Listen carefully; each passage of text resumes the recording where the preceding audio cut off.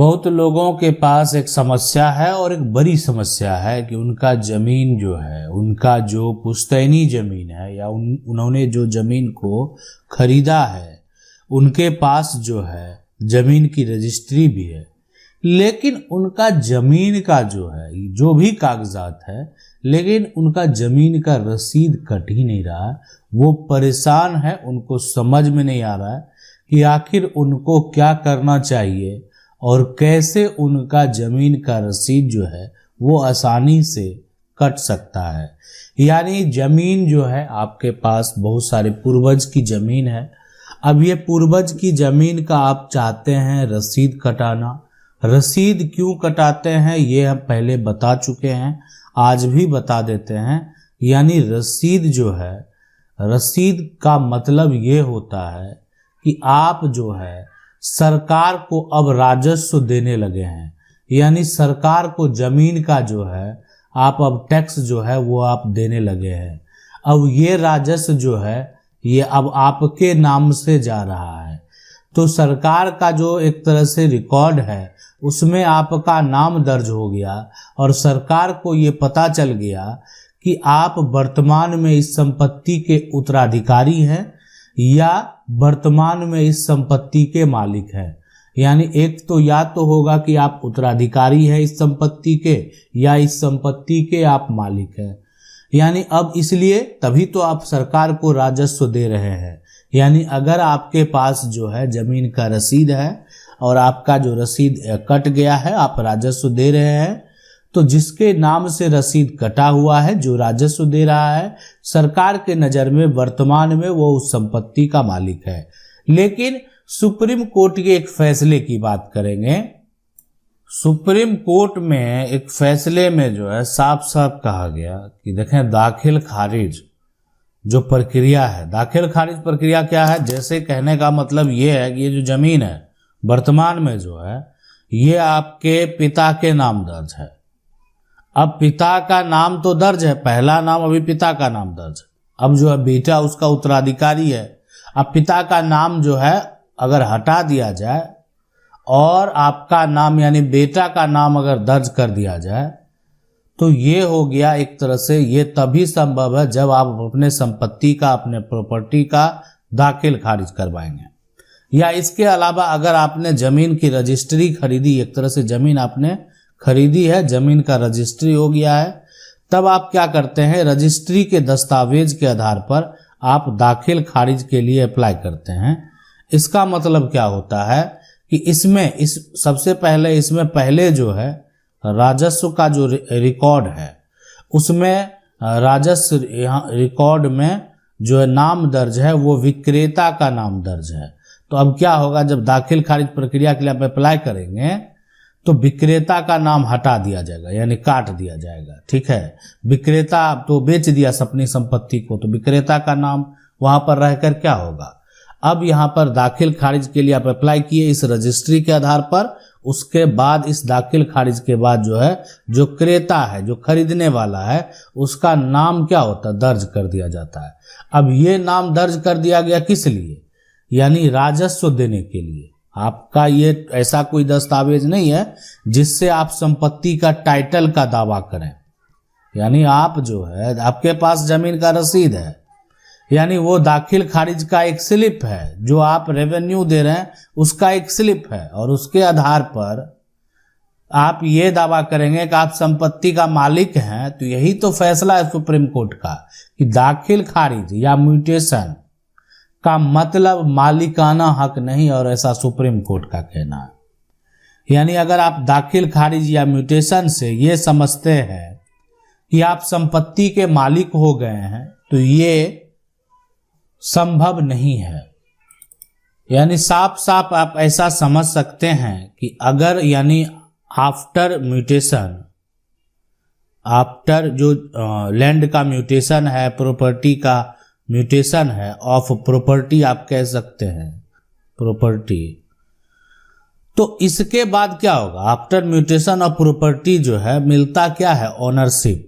लेकिन यहाँ पर जो है आपको ओनरशिप जो है यहाँ पर वो नहीं मिलेगा। Ownership does not gate, not gate, यानी ये आपको प्राप्त नहीं होने वाला। अगर आपने लैंड का म्यूटेशन का जो एक तरह से म्यूटेशन है, अगर उस म्यूटेशन से अगर आप सोच रहे हैं कि हमको ऑनरशिप प्राप्त हो जाएगा, तो ये नहीं होने वाला है।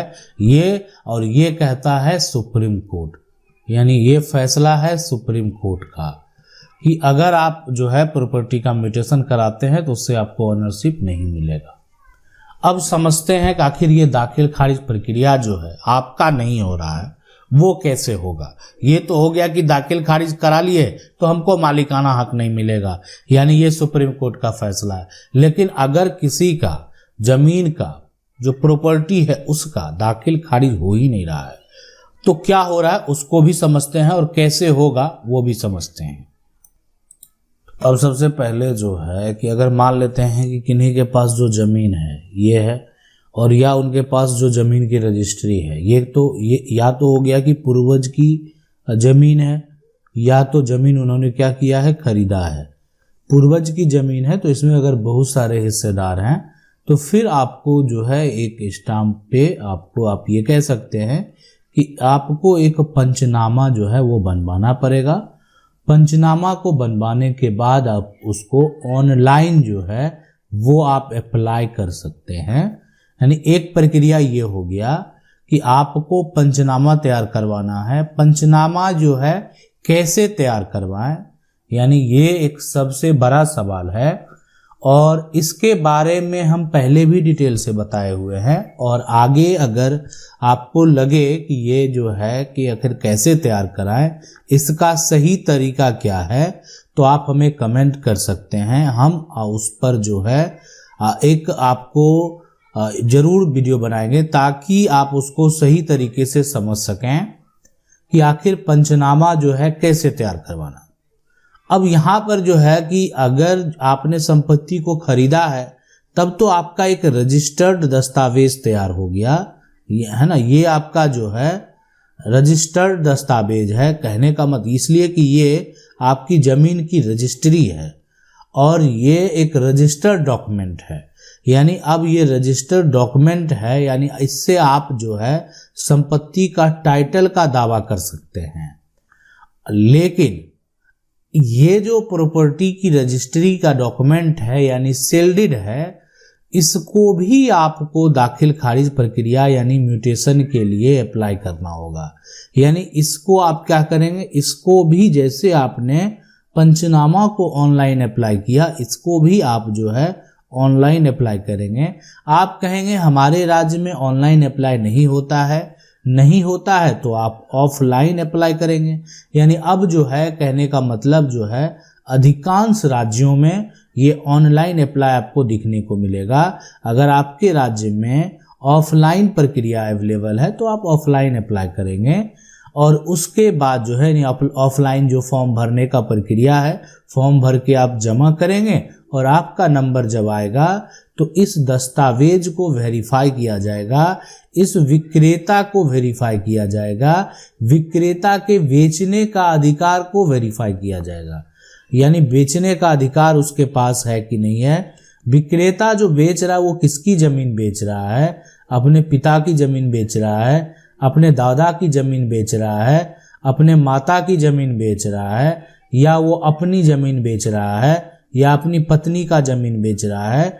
ये सारा जो कंडीशन है ये आपको देखने को मिलेगा।